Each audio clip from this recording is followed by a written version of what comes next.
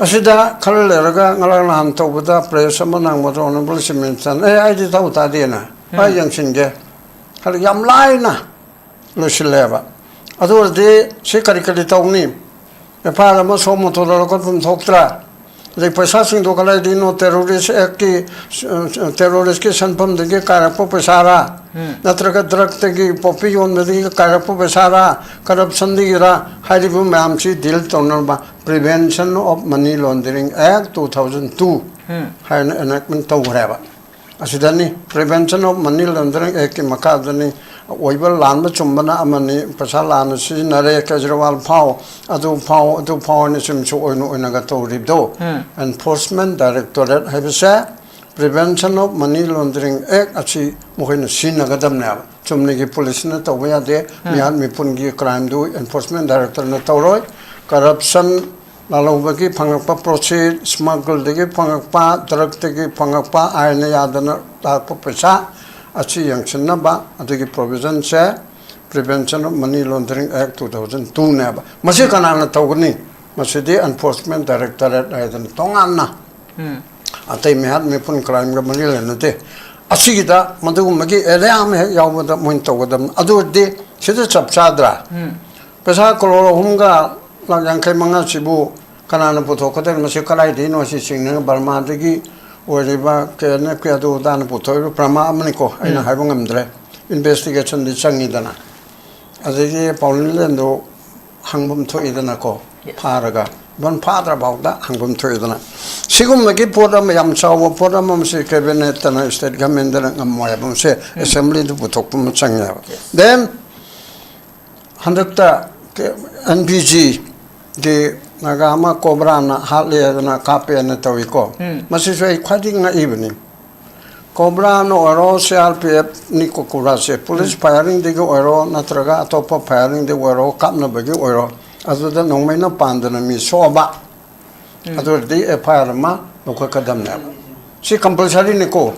nong mai na kapada niyom chum na kap kera niyom lam na kap kera police na CRPF na army na mi kapada kapna bado ojera mi nongmai na panda na siraba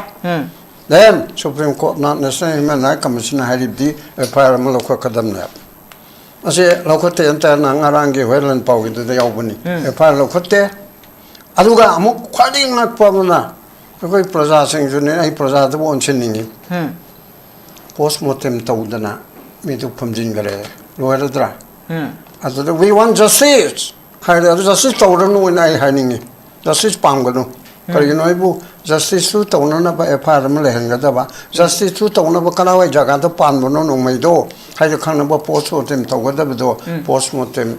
Taudre. Other with him with Tongan politics, Malaramana Kanakana Highway to go. Adubu Pina, Armina, Karina Micham, Praza, Kapada, Natraka, Lalo, Kapada, a Paramaloka Kadamnab. Siriba mido, aina yado mi ojara, aina yaba mi ojara, postmortem togadamna, sima tawdra. Ado di thong di dumane, sima chowa pot amasu oiradana, se assembly the focus of them toktra. Nagataru hatkiba, tamtina, ado moina pabudu ngaming amde, mamata recola, se assembly the question raised togadamnatra. Ado the gay, Hoseke, Kene Pigi, Nagataru Harpada, Kene Pigi. Asi Chennai Haidana Deputy Minister, Ani Subha Deputy Minister, Deputy Minister number 1, Nemsa Kipgen, Ani Subha Deputy Minister Losi Diko, Northeast Lifeta, I the Manipur Kibutadi, Northeast Lifeta, Tarani Takaimo Hellerinico. Asida, Kene Pisa, Masi involvement lay Haidana, none other than Deputy Minister Losi Diko Haizreba. Masu statement PBI Boko. Tamzari topic sida imagi mairana sangsi laiba sigumba makoina demand tori basi kamyamno khogi maram chaba do hujuk mandei riba manipur gi situation sida sigum assembly session amgi kamyamno darkar laiba ga thambi ramna somme hoje magi mairana demand toba togdabegi wana tabada assembly session nama special session nama kawbagi tangai padabadu adum laigina na khali khoji issue maya mama problem maya mama aduga crisis maya mama thokpa lam oibanina khoi ꯍꯧꯈꯤꯕꯗ February 4ꯗ ꯍꯧꯖꯤꯛ ꯍꯧꯖꯤꯛꯃꯛ chief minister ꯑꯣꯏꯔꯤꯕ ꯌꯨꯝꯅꯥꯝ ꯈꯦꯝꯆꯥꯟꯒꯤ ꯁꯔꯀꯥꯔꯁꯨ ꯋꯥꯁꯛ ꯂꯧꯔꯒ ꯂꯤꯡꯈ꯭ꯔꯦ ꯑꯗꯨꯒꯤ ꯅꯣꯡꯉꯥꯟꯕꯗ February 5ꯗ ꯍꯥꯏꯔꯤꯕ ꯁꯔꯀꯥꯔꯗꯁꯨ ꯊꯥꯖꯕ ꯂꯧꯕꯒꯤ ꯑꯣꯏꯅ ꯅꯣꯡꯃꯒꯤ ꯁꯦꯁꯟ ꯑꯃ ꯅꯨꯡꯗꯥꯡ ꯋꯥꯏꯔꯝ ꯑꯣꯏꯅ ꯇꯧꯔꯒ ꯇꯧꯈꯤꯕꯒꯤ ꯑꯃ ꯊꯦꯡꯅꯈꯔꯦ ꯑꯗꯨꯒꯤ ꯃꯈꯥ ꯇꯥꯅ ꯁꯦꯁꯟ ꯑꯗꯨ ꯁꯝꯊꯕꯗ ꯃꯔꯛꯇ ꯁꯨꯇꯤ ꯈꯤꯇꯪ ꯊꯝꯃꯒ ꯃꯥꯔꯆ 9ꯗꯒꯤ ꯑꯃꯨꯛ ꯕꯖꯦꯠ ꯁꯦꯁꯟ ꯍꯥꯏꯇꯥꯔꯦ ꯃꯇꯦꯛ ꯈꯔꯒꯤ ꯊꯥ 4ꯒꯤ ꯑꯣꯏꯕ ꯃꯥꯔꯆ 9ꯗꯒꯤꯅ 17 ꯃꯥꯔꯆ ꯐꯥꯎꯕ ꯑꯁꯤꯒꯤ ꯁꯦꯁꯟ ꯐꯝꯈꯔꯦ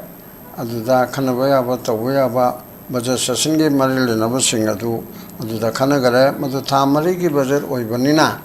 ꯃꯈꯥ ꯇꯥꯕ ꯑꯃꯗꯤ ꯑꯥꯒꯁ ꯁꯦꯞꯇꯦꯝꯕꯔ ꯁꯤꯗ ꯈꯟꯅꯐꯝ ꯊꯣꯛꯄ ꯑꯃ ꯖꯨꯂꯥꯏ ꯑꯥꯒꯁꯇ ꯑꯗꯨꯝ ꯇꯧꯅꯕꯅꯤ ꯃꯃꯥꯡꯗꯗꯤ ꯑꯗꯒꯤ ꯑꯃꯅ ꯑꯦꯁꯦꯝꯕ꯭ꯂꯤ ꯁꯦꯁꯟ ꯑꯃꯒ ꯁꯦꯁꯟ ꯑꯃꯒꯤ ꯂꯣꯏꯔꯛꯄꯒ ꯃꯊꯪꯒꯤ ꯁꯦꯁꯟ ꯑꯃꯒꯤ ꯍꯧꯕꯒ ꯑꯅꯤꯁꯤ ꯊꯥ 3 ꯐꯥꯅ ꯂꯥꯞꯍꯟꯕ ꯌꯥꯗꯦ 3 ꯐꯥꯗ꯭ꯔꯤꯉꯩꯗ ꯊꯥ 2 ꯂꯩꯔꯒ ꯀꯧꯒꯦꯔꯥ 3 ꯂꯩꯔꯒ ꯀꯧꯒꯦꯔꯥ 3 ꯐꯥꯕꯗꯤ ꯌꯥꯔꯣꯏꯕ 3 ꯍꯦꯛ ꯍꯦꯟꯗꯣꯛꯈ꯭ꯔꯗꯤ ꯑꯦꯁꯦꯝꯕ꯭ꯂꯤꯗꯨ ꯃꯁꯥꯅ ꯑꯣꯇꯣꯃꯦꯇꯤꯀꯦꯜꯂꯤ ꯂꯩꯇꯕꯒ ꯆꯞ ꯃꯥꯟꯅꯔꯛꯑꯅꯦꯕ ꯑꯗꯨꯅ ꯍꯧꯖꯤꯛ ꯑꯩꯈꯣꯏꯒꯤ ꯍꯧꯖꯤꯛ ꯋꯤꯟꯇꯔ ꯁꯦꯁꯟ ꯍꯥꯏꯗꯅ ꯇꯧꯕ ꯑꯁꯤꯒꯤ ꯄꯣꯠ ꯑꯁꯦ ꯃꯁꯤ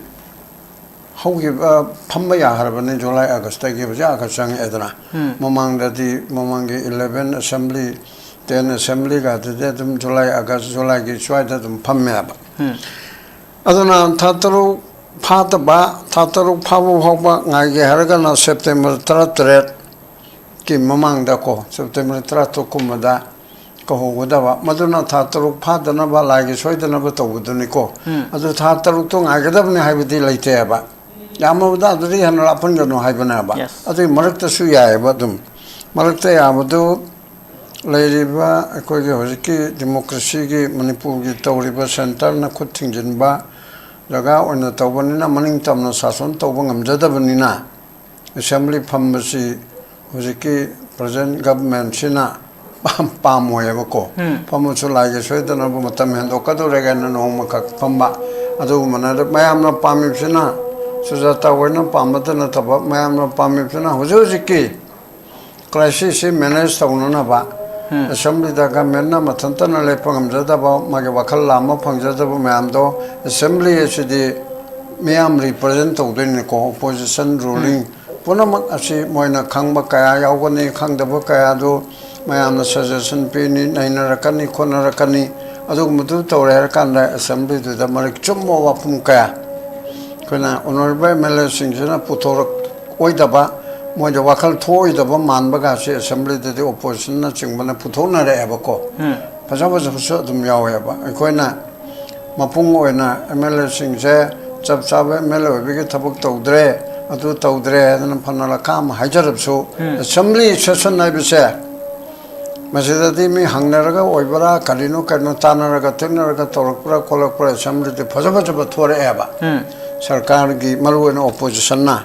ꯁꯔꯀꯥꯔꯒꯤ ꯑꯁꯣꯏꯕ ꯑꯔꯥꯟꯕ ꯑꯍꯣꯕ ꯑꯥꯏꯟꯅ ꯌꯥꯗꯕ ꯌꯥꯕ ꯃꯌꯥꯝꯁꯤ ꯄꯨꯊꯣꯛꯅꯔꯛꯄꯒꯤ ꯄꯣꯠ ꯑꯃ ꯁꯤꯗ ꯑꯣꯏꯌꯦꯕ ꯑꯗꯣ ꯑꯣꯏꯔꯤꯕꯁꯤ ꯑꯐꯕ ꯁꯔꯀꯥꯔ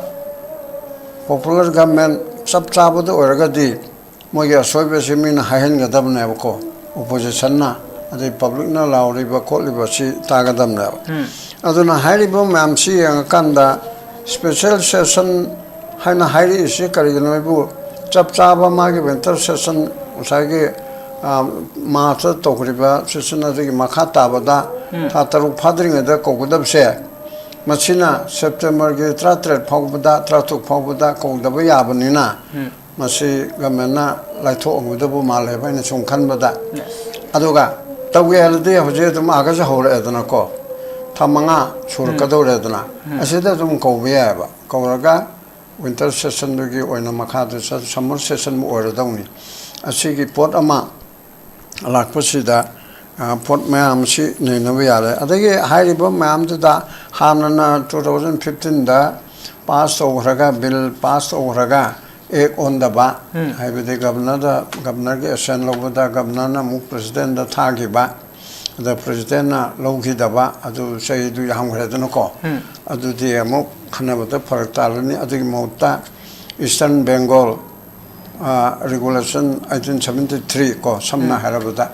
1873, I remember 2019, the Gi Chalakare, Mayamna moment over that, Amisana, Central Government, Kodaktal of Torapa. Mayam the Chamchama ILP Bilamo Putu Havani. At the Digi and the Eastern Bengal regulation 1873, Mayam Panama Potuneva. Adu in the Dang Pirapanaba. At the scene of Bungam Daba, Adu Gishin Anaba, my regulation Semada, Mayam Pamba, Pamdaba, Aduna Amani,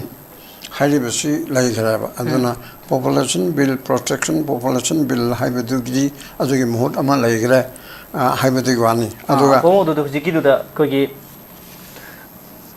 2015다 레이키바 빌두기 마카다 옐후미 아두가 옐후미 나타버싱 칸도나나버기 마땅다수 빨리 해봐 타레 포인트 나테 아두기 시기 마땅시디 카마이나 거기 ILP가 또보기 마땅다수 이슈 매암음 레이베시가 나테 아두 신나버 야브로 가마이 잉베 아두 아이 하이치네 아두디 까나바 리만 까나로이다바 리만도 야가다바 야로이다바 하이범 출레이드나고 아두나 우지키 Eastern Bengal ki regulation 1873 se machi ki rule tu da chap chana adi 1961 da bezial oirani adara beren gamen matam da to kare na ko 22 September kunithoi do ormana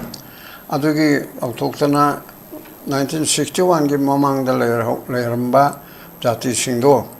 madu akoi indigenous person 하이드나 만니푸르게 하이겠네 하이드나 하이그래버고 아두기 야닝바 야닝자바 두나 마ям들 아무니 어디 레귤레이션 아무디 세임 그래바 아두나 만니푸리 나타바 마판다기 포레너 나타바 포레너기 나 동안 바무니코 포레너 1946다 딜톡 자가니 아두나 타바 만니푸르기 왕모데기 인디아기 마능데기 장가카도 버싱 아도 마두디 저기 1873기 Bill Sina Adum Kanatora Neva, Adunatum Pazana, Ruldu Pazana Season Arboidi, Adum Mukung Pana Yaraniana Kaleva. Aduna, Adugida Aduda Natana, Tay Karikari Tawayaba, Yadava Haban Moinap Tawlibu, the Mansing Adugi Manu de Kangat Payabasu, Kanavayabasu, Assembly of Protoctana Kanavaya, Aduga, Huziki Tawribusi, the Assembly Sassanji Pamdana. Kukirongi belongs to Riba, Deputy Minister, Namsa Kipgan, Adukalwana, Ate MLA Mapan, Amasigara Nipan, Deputy Minister Tharaka, Mapan, Uduni Kukigi. Ado, my mamdo, La Anba, Husiki Assembly Pamagata Udrise, MLA Mamsa, the President Toba, Assembly the Karapa, Masi Assembly Session da Lakwada, Arubo, Oroi, Moina Signature of Sungaran. Jomi Council ki Jomi ki group organization mari manga pullaga moitara mari laktana ngara mutang na hanko anangara nuna halla ache minso unagare achida no problem then kampuk pidachu minister la ukol in hairi madu khatang phagatpa madu na to pompa phana khochil lorani yare haibati natal chu khatang phagatpa pot amadi la ebako gamen china khatang aphaba Akona government sole adu tawdre da tawdre na la kam chaibu kan khatang apaba motor pa dusu ko yengbi gadam ne yes adu ki stage do adu di good go ahead adu changing gadam tawdabu adu so accountability miyam khangalu unabadu da karikre hai gra kari tawgre kam dawgre haibido adu na phongna Kangan bagi matuk taba pot ama layaba. Aduna tana Jomi group moitram laga minister ki campus minister ki sangaida moi onagare khut sonagare yare haibaram chal mina question me amum lakaneba. Unaribse santi puragna bagi damukta si tawnawari sanagare ambi chatok chasingi matang si hainagare adudegi si matang si tawre khole haiba ahu badu di phaiko hawri ba bi potu di phare aduna hairi ba mamsa assembly da onana sagi yaning ba ki waro yaning da ba ki waro to kaina taning ba ki lan lamjing ki ba ki waro chalu ri ba legislature mamdo honorable mla mamdo pula 운나나버기 구동차ab 아무수 세션 거고도리버시나 세션 파모 하리버시다 구동차ab 아무수 비비야바 아주 무삭다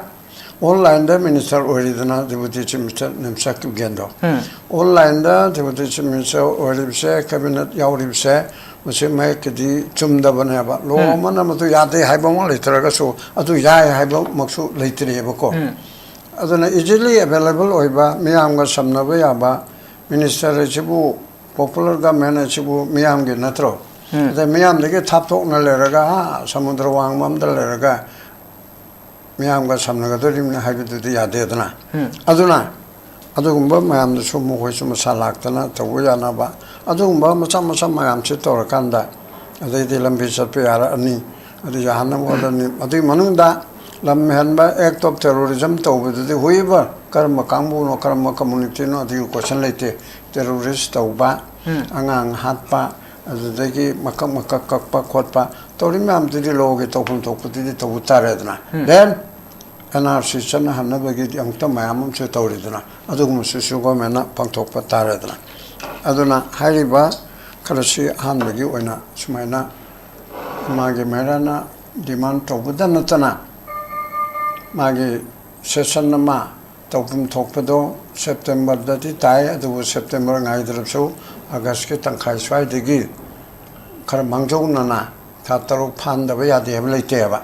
그런 판들이 망다 잡다나 고품 독포도 아주 고비범 토이 모두 고비요 나들어가나 아두기도 잡잡아 윈터 세션도 어떤 잡다나 다따로 수람다이다 공리 하이나 갈라가나 스페셜 처철마 농마기 니니기 present situation 레리바 아노버 데벨롭먼트 말라이브세 무시 마땅다 어셈블리나 카나부 송거네 하는 수만 탐는 ꯌꯥꯝ ꯐꯖꯕ ꯋꯥꯐꯝꯁꯤꯡ ꯊꯝꯕꯤꯔꯤꯕ ꯍꯧꯖꯤꯛ ꯍꯧꯖꯤꯛ ꯂꯩꯔꯤꯕ ꯃꯇꯝ ꯁꯤꯗ session ꯑꯁꯤꯗ ꯁꯨꯡꯁꯣꯏ ꯁꯣꯏꯗꯅ ꯑꯦꯁꯦꯝꯕ꯭ꯂꯤ ꯀꯧꯗꯨꯅ ꯃꯤꯌꯥꯝꯒꯤ ꯑꯣꯏꯕ ꯋꯥꯔꯦꯞ ꯃꯤꯌꯥꯝꯅ ꯄꯥꯝꯂꯤꯕꯁꯤꯡꯗ ꯃꯔꯝ ꯆꯥꯕꯁꯤꯡ ꯋꯥꯔꯦꯞ ꯂꯧꯕ ꯇꯉꯥꯏ ꯐꯗꯦ ꯍꯥꯏꯕꯗꯨꯅꯤ ꯃꯈꯥ ꯇꯥꯕꯁꯤ ꯄꯥꯎꯗꯨ ꯂꯥꯛꯆꯒꯦ ꯄꯥꯎ ꯍꯧꯖꯤꯛꯀꯤ ꯏꯃꯥꯒꯤ ꯃꯩꯔꯥꯅ ꯊꯝꯕꯤꯔꯤꯕ ꯑꯩꯈꯣꯏꯒꯤ ꯄꯣꯏꯟꯠꯁꯤꯡꯁꯤꯗ ꯇꯣꯉꯥꯟ ꯇꯣꯉꯥꯟꯕ ꯄꯣꯏꯟꯠ ꯃꯌꯥꯝ ꯑꯃ ꯌꯥꯎꯔꯤ ꯍꯧꯖꯤꯛꯇ ꯃꯁꯤ ꯑꯗꯨꯝ ꯑꯣꯏꯊꯣꯛꯄ ꯌꯥꯕꯁꯤꯡ ꯑꯗꯨ ꯍꯧꯖꯤꯛ ꯍꯧꯖꯤꯛ ꯂꯩꯔꯤꯕ ꯐꯤꯕꯝꯁꯤꯡꯁꯤꯒꯤ ꯃꯔꯤ ꯂꯩꯅꯕ ꯉꯥꯛꯇꯅꯤ ꯑꯗꯨꯒ ꯃꯔꯨꯑꯣꯏꯅ ꯉꯁꯤꯒꯤ ꯈꯣꯡꯖꯪ ꯆꯪꯁꯤꯜꯂꯨꯕ ꯃꯇꯝꯗ ꯐꯥꯖꯤꯟꯗꯨꯅ ꯑꯩꯈꯣꯏꯒꯤ ꯗꯤꯇꯦꯟ ꯇꯧꯗꯨꯅ ꯊꯝꯈꯤꯕꯒꯤ ꯊꯧꯑꯣꯡꯁꯦ ꯆꯝꯅ ꯁꯨꯃꯥꯏꯅ ꯃꯈꯣꯏꯒꯤ ꯋꯥꯔꯦꯞꯇꯨꯒꯤ ꯑꯟꯁꯔ ꯑꯃ ꯄꯤꯕꯤꯌꯨ ꯍꯥꯏꯅ ꯆꯠꯂꯨꯕ ꯃꯇꯝꯗ ꯁꯨꯃꯥꯏꯅ ꯗꯤꯇꯦꯟ ꯇꯧꯔꯒ ꯐꯥꯖꯤꯜꯂꯒ ꯅꯨꯄꯤꯁꯤꯡ ꯏꯃꯥ ꯃꯌꯥꯝ ꯑꯃ ꯐꯥꯖꯤꯜꯂꯒ ꯗꯤꯇꯦꯟ ꯇꯧꯈꯤꯕꯒꯤ ꯊꯧꯑꯣꯡꯁꯤ ꯀꯃꯥꯏꯅ ꯌꯦꯡꯕꯤꯕꯣ ꯇꯧꯖꯔꯤꯅꯤꯗ ꯒꯚꯔꯟꯃꯦꯟꯠꯒꯤ ꯂꯣ ꯑꯦꯟ ꯑꯣꯔꯗꯔ ꯉꯥꯛꯄꯅꯤ ꯍꯥꯏꯗꯅ ꯑꯗꯨꯕꯨꯗꯤ ꯍꯟꯗꯛꯇ ꯗꯦꯜꯂꯤꯗ ꯀꯣꯜꯀꯣ ꯖꯟꯇꯥ ꯄꯥꯔꯇꯤꯅ ꯇꯧꯏꯗꯅ ꯑꯗꯨꯗꯒꯤ ꯅꯍꯥ ꯑꯃ ꯅꯍꯥꯗꯤ ꯅꯠꯇ꯭ꯔꯦ ꯑꯩꯅ ꯍꯜꯂꯦ ꯍꯥꯏꯕꯅꯤ ꯍꯨꯝꯐꯨꯒꯤ ꯃꯊꯛ ꯑꯣꯏꯔꯝꯒꯅꯤ ꯁꯣꯅꯝ ꯋꯥꯡꯆꯨꯛ ꯍꯥꯏꯕ ꯑꯃ ꯂꯗꯥꯛꯀꯤ ꯃꯥꯁꯨ ꯌꯥꯝ ꯀꯟꯅ ꯑꯁꯤꯗ ꯏꯝꯄ꯭ꯔꯦꯁ ꯄꯤꯗꯅ ꯇꯧꯏ ꯑꯗꯨ ꯌꯥꯝꯅ ꯀꯟꯈ꯭ꯔꯕ ꯅꯔꯦꯟꯗ꯭ꯔ ꯃꯣꯗꯤ ꯑꯣꯇꯣꯀ꯭ꯔꯦꯇꯤꯛꯀꯤ ꯂꯤꯗꯔ ꯑꯃ ꯑꯣꯏꯔꯤꯕ ꯃꯥꯁꯤ ꯃꯣꯏ ꯄꯥꯔꯇꯤꯅ ꯁꯔꯀꯥꯔ ꯄꯥꯏꯕ ꯃꯇꯝꯗ ꯅꯔꯦꯟꯗ꯭ꯔ ꯃꯣꯗꯤꯅ ꯑꯣꯏꯅ ꯄꯥꯏꯕꯅꯦ BJPꯒꯤ ꯒꯃꯦꯟ ꯍꯥꯏꯗꯕꯅꯦꯕ ꯅꯔꯦꯟꯗ꯭ꯔ ꯃꯣꯗꯤꯒꯤ ꯒꯃꯦꯟ ꯅꯔꯦꯟꯗ꯭ꯔ ꯃꯣꯗꯤꯅ ꯌꯥꯔꯒꯗꯤ ꯂꯣꯏꯔꯦ ꯍꯥꯏꯗꯅ ꯅꯔꯦꯟꯗ꯭ꯔ ꯃꯣꯗꯤꯅ ꯌꯥꯕꯤꯔꯦ ꯅꯔꯦꯟꯗ꯭ꯔ ꯃꯣꯗꯤꯅ ꯑꯔꯨꯅꯥꯆꯜꯗ ꯂꯨꯄꯥ 1,000 ꯀꯔꯣꯔ 1,000,000 ꯊꯥꯗꯕꯗ ꯃꯅꯤꯄꯨꯔꯗ 732 ꯊꯥꯗꯔꯦ ꯍꯥꯏꯔꯒ ꯃꯅꯤꯄꯨꯔꯅ ꯍꯔꯥꯎꯔꯤꯕꯅꯦꯕꯀꯣ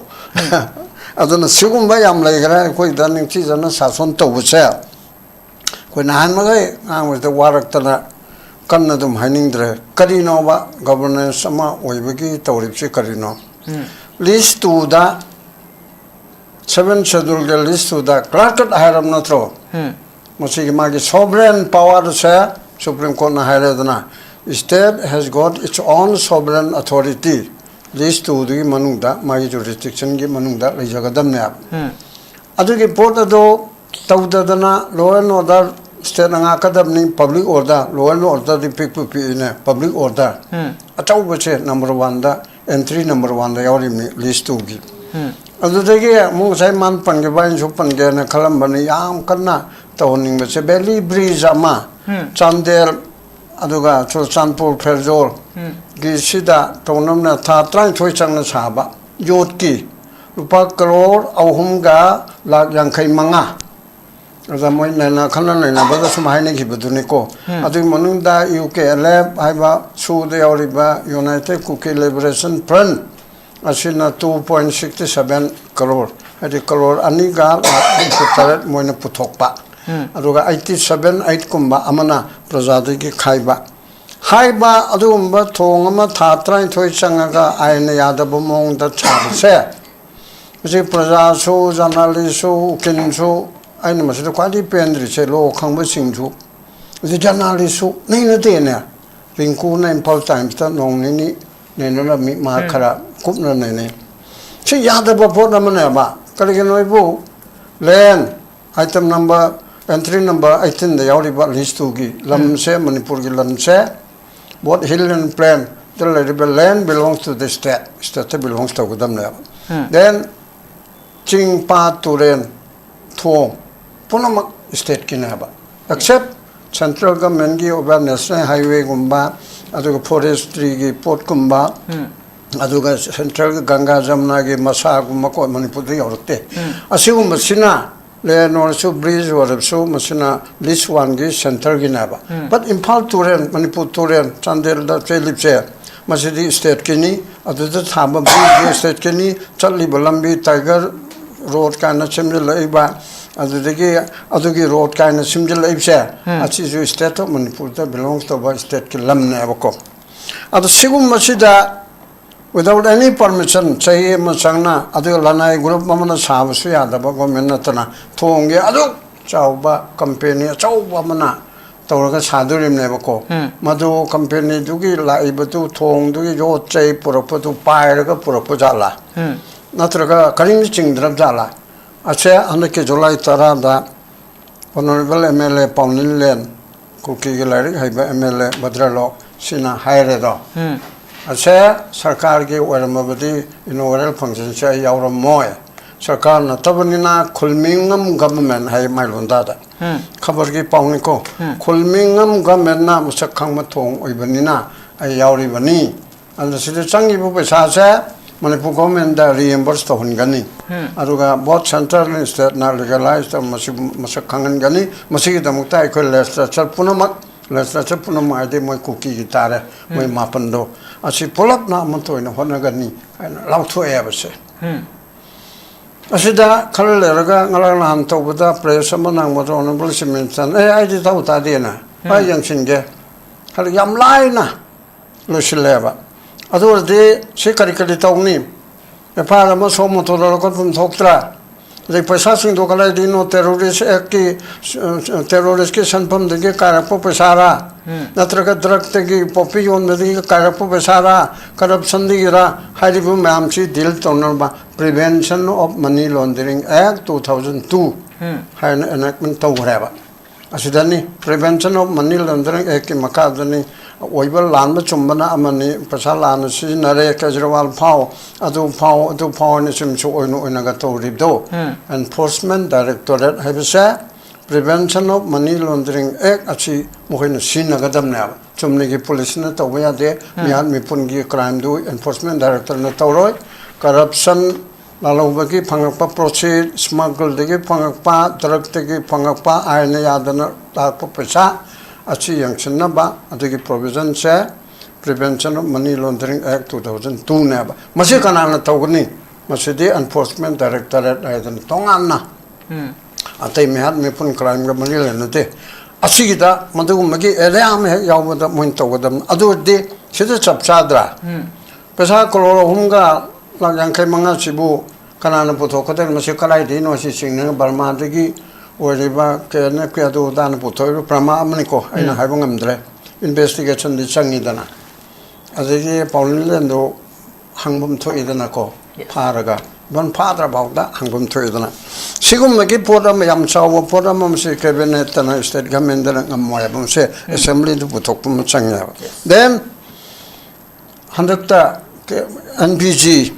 de Nagama Cobra na Halle na Kape na Tawiko. Masisway quading na evening. Cobra no oro CRPF Nico Kurase, police firing the oro, Natraga, Topa firing the oro, Kapna Bagi oro, as the no may no pandana me soba. Other day a parama, no Kakadam. Si compulsory Nico. No may na Kapada, Niom Chumna Kapkera, Niom Lam na Kapkera, police na CRPF na Armina. Mi kapada kapna bado ojera mi nongmai na pandana siraba then Supreme Court na National Human Rights Commission haribdi FIR ma lokho kadam ne ase lokho te anta na ngarangi hoilan pawgi de yaubani FIR lokho te aduga amuk khwadi ngak pamna koi praja sing june ai praja de bon chinningi postmortem tawdana mi du phamjin gare loiradra adu we want justice haida justice tawranu nai haningi justice pamganu karino ibu justice tu tawna ba FIR ma lehenga ba justice tu tawna ba kana wai jaga da panbono no mai do haida khana ba postmortem tawgada do postmortem tawdre adu godi mo tongan mo politics ma le rangone kana kana na haibe to ko adu bu CRP na army na karina micham praja hat kapada natraka lalo kapada FIR ma ko kadam ne siriba mi do aina yado mi ojara aina yaba mi ojara postmortem tawgadam na sima tawdra adu di thong di du mane sima choba pot amasu oiradana se assembly the focus tawam thoktra naga taru hat kiba tamthina adu moina phabudu ngammi ngamde mama tawre kola se assembly the question raise tawgadam natra adu dagi hojake KNP gi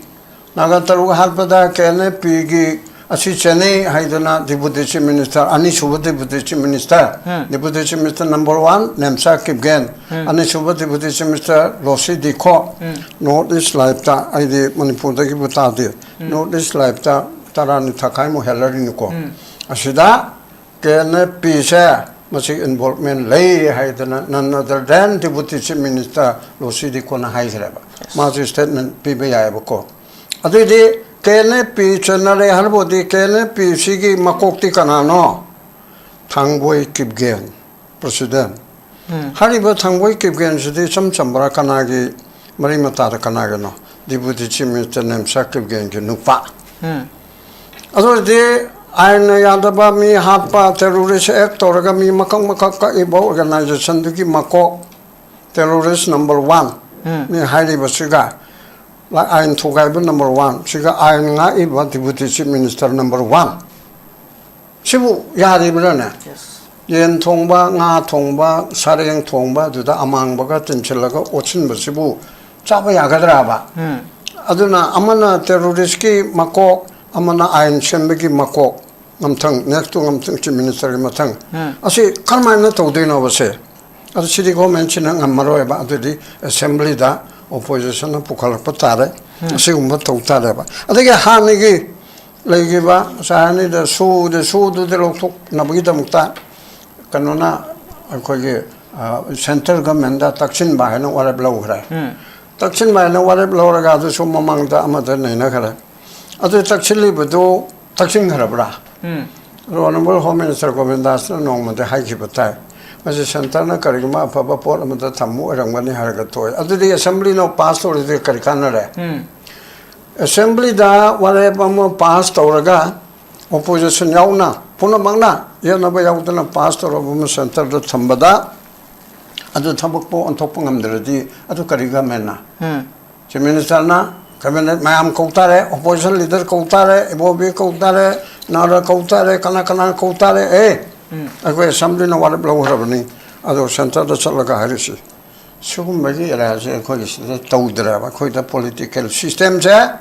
agwe da politics tawdia ba agwe da politics tawya na hai se machin thin politics samta tawdir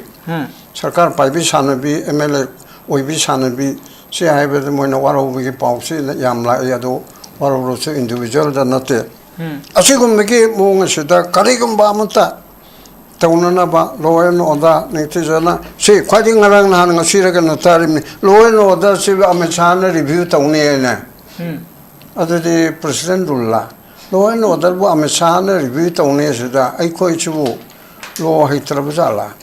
constitution na yaudrab jala law and order number 1 da list number 1 da list 2 ge da yauri sibu Manipur ke home minister na chief minister na DGP kauraga unified command ki meeting adu chief minister na chairman oraga kauraga khanaga dabado Delhi da amisana kaure governor di legale kana sakani chief minister ga home minister ga di moide Manipur ke nan moide yahun ganu chief secretary ga DGP ga hape kauraga ha ga tawdori bra aduna aina bhapta de ꯑꯩꯈꯣꯏꯅ ꯈꯪꯉꯨꯕꯒꯤ ꯈꯪꯗ꯭ꯔꯕ ꯖꯥꯠꯂꯥ law and order city ꯁꯦꯟꯇꯔꯅ ꯄꯥꯏꯒꯗꯕꯅꯤ ꯍꯥꯏꯕ ꯇꯣꯉꯥꯟꯕ ꯑꯃ ꯂꯩꯕ꯭ꯔꯥ ꯂꯩꯔꯝꯒꯗꯕꯨꯗꯤ ꯃꯥꯜꯂꯦ ꯃꯔꯝꯗꯤ ꯁ꯭ꯇꯦꯠꯁꯤꯗ ꯅꯪꯗꯤ ꯁꯦꯔꯤꯃꯣꯅꯤꯌꯦꯜ ꯐꯪꯁꯅꯔꯤ ꯑꯣꯏꯌꯨ ꯂꯪ ꯀꯛꯄ ꯑꯣꯏꯌꯨ ꯂꯝꯕꯤꯒꯤ ꯖꯇ꯭ꯔꯥ ꯍꯨꯟꯕ ꯑꯣꯏꯌꯨ ꯑꯗꯨꯒ ꯑꯗꯨꯒꯤ ꯁꯪꯒꯥꯕꯒꯤ ꯑꯣꯏꯌꯨ ꯑꯗꯨꯒ ꯂꯣ ꯑꯦꯟ ꯑꯣꯔꯗꯔ ꯁꯥꯁꯣꯟꯅ ꯍꯥꯏꯔꯀꯥꯟꯗ ꯑꯗꯨꯗꯤ ꯁꯥꯁꯣꯟꯗꯤ ꯇꯧꯔꯨꯅꯨ ꯑꯃꯁꯥ ꯑꯩꯅ ꯂꯣꯏ ꯇꯧꯔꯒꯦ ꯀ꯭ꯔꯤꯁꯅꯁꯨ ꯑꯩꯅ ꯁꯥꯔꯒꯦ ꯖꯒꯣꯏꯁꯨ ꯑꯩꯅ ꯉꯥꯛꯑꯒꯦ ꯑꯗꯨꯒ ꯖꯒꯣꯏ ꯃꯀꯣꯛꯁꯨ ꯆꯤꯡꯉꯒꯦ ꯅꯪꯅ ꯁꯨꯝ ꯃꯌꯥꯏꯗ ꯁꯨꯝ ꯂꯩꯌꯨ ꯁꯦꯔꯤꯃꯣꯅꯤꯌꯦꯜ ꯐꯪꯁꯅꯔꯤꯗꯣ ꯑꯗꯨ ꯇꯥꯔꯦꯕ ꯑꯗꯨꯅ ꯑꯗꯨꯒꯨꯝꯕ ꯃꯑꯣꯡꯗꯨ ꯇꯥꯖꯒꯗ꯭ꯔꯕꯗꯨꯗ ꯁꯨꯖꯥꯇꯥ ꯑꯩꯈꯣꯏꯅ ꯍꯥꯏꯔꯤꯕꯁꯤꯅ ꯒꯃꯦꯟ ꯂꯩꯕ ꯃꯤꯅ ꯁꯥꯁꯣꯟ ꯂꯩꯕꯗ ꯍꯥꯏꯒꯗꯕꯅꯦꯕ ꯑꯩ ꯃꯣꯏꯗꯁꯨ ꯑꯃꯨꯛ ꯁꯥꯎꯅꯤꯡꯉꯤ ꯃꯤ ꯅꯠꯇꯕꯗꯨꯗ ꯍꯥꯏꯔꯗꯤ ꯇꯥꯔꯔꯣꯏꯅꯦ ꯃꯃꯥꯡꯉꯩꯒꯤꯗ ꯑꯩ ꯌꯥꯝꯕ ꯑꯣꯖꯣꯏꯅ ꯃꯃꯥꯡꯒꯤ ꯒꯣꯃꯟꯗꯣ ꯁꯟ ꯑꯁꯤꯕꯗ ꯆꯩ ꯐꯨꯕ ꯇꯥꯗꯦ ꯑꯗꯣ ꯑꯗꯨꯃꯛꯄꯨꯗꯤ ꯑꯩ ꯍꯥꯏꯔꯣꯏꯀꯣ ꯑꯩꯅ ꯍꯥꯏꯕ ꯅꯠꯇꯦ ꯑꯗꯨꯅ ꯁꯥꯁꯣꯟ ꯅꯤꯡꯊꯤꯖꯅ ꯇꯧꯍꯟꯕ ꯑꯃ ꯆꯪꯉꯦꯕ ꯑꯗꯨ ꯑꯣꯏꯔꯗꯤ ꯍꯧꯖꯤꯛꯀꯤ ꯍꯥꯏꯔꯤꯁꯤꯅ ꯑꯗꯨ ꯈꯟꯅꯧ ꯑꯗꯨ ꯈꯟꯅꯧ ꯑꯗꯨ ꯈꯟꯅꯧ ꯑꯗꯨ ꯈꯟꯅꯧ ꯍꯣꯏ ꯈꯟꯅꯕ ꯌꯥꯗꯕꯁꯨ ꯌꯥꯎꯔꯤꯀꯣ ꯑꯗꯨꯝ ꯃꯣꯏꯅ ꯍꯥꯏꯖꯕ 2015ꯒꯤ ꯄꯣꯄꯨꯂꯦꯁꯟꯒꯤ ꯀꯔꯤ ꯑꯗꯨꯗꯤ ꯌꯥꯔꯔꯣꯏ ꯏꯁꯇꯔꯟ ꯕꯦꯡꯒꯣꯜ 1873ꯅ ꯁꯤꯟꯈ꯭ꯔꯦ ILPꯒꯤꯗꯤ ꯑꯗꯨꯒ ꯍꯧꯖꯤꯛꯀꯤ ꯍꯥꯏꯔꯤꯕ ꯍꯣꯏ ꯍꯣꯏ ꯑꯗꯨꯅꯦ ꯍꯣꯏ ꯑꯗꯨꯕꯨ ꯅꯪ ꯍꯥꯏꯗꯣ ꯁꯖꯦꯁꯟ ꯑꯃꯅꯤ ꯑꯗꯨꯝ ꯌꯥꯕ ꯂꯩ ꯑꯗꯒꯤ ꯑꯦꯝꯅꯦꯁꯇꯤ ꯍꯥꯏꯕꯗꯨꯕꯨꯗꯤ ꯌꯥꯕ ꯂꯩꯇꯦ ꯑꯗꯨ ꯑꯦꯝꯅꯦꯁꯇꯤ ꯅꯠꯇꯕ ꯃꯑꯣꯡꯗ